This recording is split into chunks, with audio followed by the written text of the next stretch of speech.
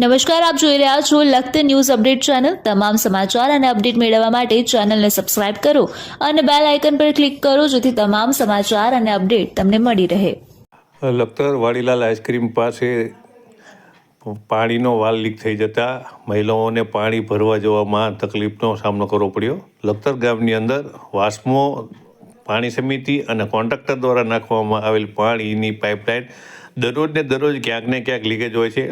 હજારો લીટર પાણીનો વેડફાટ થાય છે। તેમ છતાં ઉચ્ચ અધિકારીઓ દ્વારા કોઈપણ પ્રકારની કાર્યવાહી કરવામાં આવતી નથી અને લખતર જાણે કે બોડી બામણીનું ખેતર હોય, લખતરનું કોઈ ધણીધોરી ન હોય તેમ સરકારી અધિકારીઓ છે તેઓ કોઈપણ પ્રકારનું ધ્યાન આપતા નથી।